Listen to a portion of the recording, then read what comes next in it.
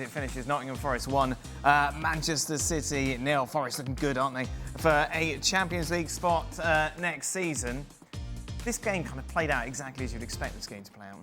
Well, Forest have built the season on being resolute, being super well organised, with two big, strong centre-backs, good pacey wide players, and Alanga and Hudson-Odoi, and Gibbs White, who can pull a few strings, and then you've got Chris Wood having the season of his life. So they've built a whole season on that, so you knew that's how they were going to approach the game. But I've got to talk about, Frank Leboeuf has said this before, and Frank said many, many times, to be fair to him, City have bowled them when he's been watching them. Now, I think 12, 18 months ago, that was maybe a little harsh. You say, oh, Frank, come on. But I'm on board with that now in terms of this current City. I don't enjoy watching them play because their build-up play's got even slower. Yeah. It's lacking any pace to it. Opposing teams are finding it easy to organise themselves because it is taking so slow, and it is just almost bordering on unwatchable and not very exciting. And I kind of think that's where they are. Sales in goals didn't have to do a great deal today, and Forest were always relatively comfortable. They know what they are, Nottingham Forest, and they probably going to get in the top four because of it. City have no idea what they are at the moment. They've just gone from arguably the best team in Europe over the last 3 or 4 years to watch, and probably on the field, to being just absolutely bang average. Forest got it spot on. I mean, they blocked up the middle of the park, made them go wide, knowing that they don't put the ball in the box because they just don't do it. So when you've got a side like Forest who are that good at what they do, no wonder Sales never made a save. I mean, all the shots that we saw, none of them were on target. Sales never had a save to make. And so it becomes easy to set up against Man City. And then if you've got some pace like Forest have, then you can get at them, which is what they did, and took the opportunity. At the same time, I think City deserved a draw. There wasn't really a better side in this game, but Forest have done again what they've been doing all season. Yeah, but you say that, but you're expecting more from City, even in their current sort of predicament. And Forest are limited. Most of those players would, a lot of them would be down the bottom half of the league scratching around for games. If you're Erling Haaland, right, you've got all these goals, you've got great records, but it has to be frustrating for the point that Stevie just talked about there. If I'm Erling Haaland, I'm going in that dressing room game after game after game, and I'm facing people up and saying, I'm the manager, by the way. I'm saying, are we going to put some crosses in the box? I'm 6'4", right? We're trying to play all this fancy Dan football that at the moment is getting us absolutely nowhere, right? Getting them nowhere. Go and do the basics, put some good quality crosses in the box, and I'll go and attack it. But it just seems to me that they're so unwilling to do that. What was interesting, Jules, in the second half, the commentator was like, oh, here come the big guns then for Manchester City, Kevin De Bruyne and Marouche coming on. And you're just like, no, they're not any... No one makes any difference anymore to this team.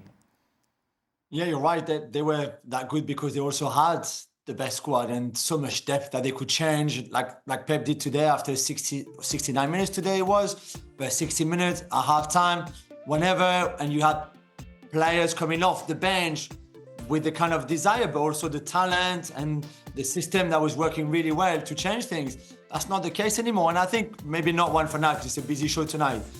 But there's a great debate to have about the end, not just of this cycle for this team, but also of the Guardiola philosophy in a way, because we saw again today 550 passes for nothing. It was painful to watch.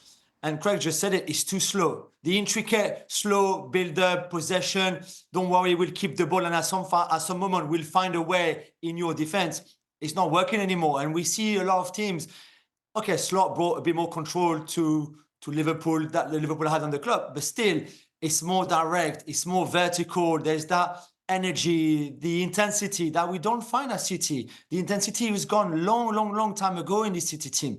With the ball, without the ball, their pressing is terrible. Their counter-pressing is even worse. And today, Haaland, 2 shots, almost both of them from outside of the box, 3 touches in the Forest box, 3 touches in the whole game. Foden, 3 touches in the Forest box. This is not football. You can keep the ball as much as you want. You're so far out of the opposition box, you just can't do anything with it, really. And they could have played another 3 days. They would have never scored a goal. It's going to be one of the intriguing things for next year, isn't it? To see when they'll spend in the summer again, like they did in January, to see if it's a flick of a switch and they bounce back, or whether this is going to carry on. At the moment, I'm more on the side of the latter.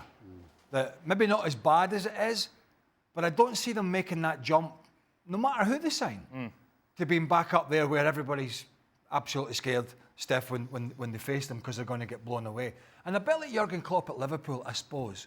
I think he realised he was a bit tired. Maybe the players were tired of hearing his voice and the same things, and it needed to be freshened up. We kind of feel that we're getting towards that stage where some of the players are probably thinking, you know what? It's been full on 100% for the last 5 or 6 years now. And I think most of them look as if, quite a few of them, look as if they just want out. Not that long ago, I was saying that I hope Pep doesn't go. I hope that he proves to everybody that he can rebuild a team and get them back to the top, something he's never done before. But actually watching City now, it may be better for everybody if it's a new face with a new idea and a different way of playing, because they just look completely and utterly bogged down. Nobody's got any sort of spark. Nobody's pulling any trees up. And interestingly, you said they brought the big guns on. You could probably, aside from Haaland, have they got any big guns? Because those so-called big guns that came on, had they been that good, they would have been playing from the start. That was my point, Stephen, yes. Yeah. So, you know, I'm getting towards... He's rubber-eared you again. Right? I know, Exactly. I'm getting towards the point where I think it'd be easier for City to move on the manager as opposed to 7 or 8 players. You're looking at the big question marks. I mean, Jack Grealish, his right out of after-hours sort of activities have been well documented again. And listen, going out and getting on the beers and coming in at God knows what time, it was all right. It was wasn't frowned upon as much when he was playing and when I was playing. It was sort of part of the culture. It is not now. And I'm not saying you can't enjoy yourself, but there is now a limit because of the money and the focus on the game. So you've got Grealish, who doesn't look as if, to me, he'll ever recapture the form of a year or two ago. You could question about Doku as a young player, but is he going to be good enough? Savinho has been disappointing. Foden has lost the sparkle, big time. Bernardo Silva, obviously, probably should have made that move that he wanted a year or two ago. There was always talking about in De Bruyne and blah, blah. This list just goes on of players that have been big for them and players that may or may not cut the mustard. And when you start looking at it that way, and then you've got the injuries that they continually pick up to the Stones and the other players, and Walker's gone, and Ederson hasn't always been number one these days. You suddenly think, my God, this is a much bigger rebuild than any of us even thought 6 months ago. When you start taking the pieces apart and going, right, what have they actually got left that's really fresh and going to charge them forward? It isn't actually a lot. Do you think Haaland's thinking, why did I sign 9 years? Oh, I'm sure he'll be fine. I think yeah, I think financially, but in terms of the team, he's probably thinking, oh, I didn't see this coming. I think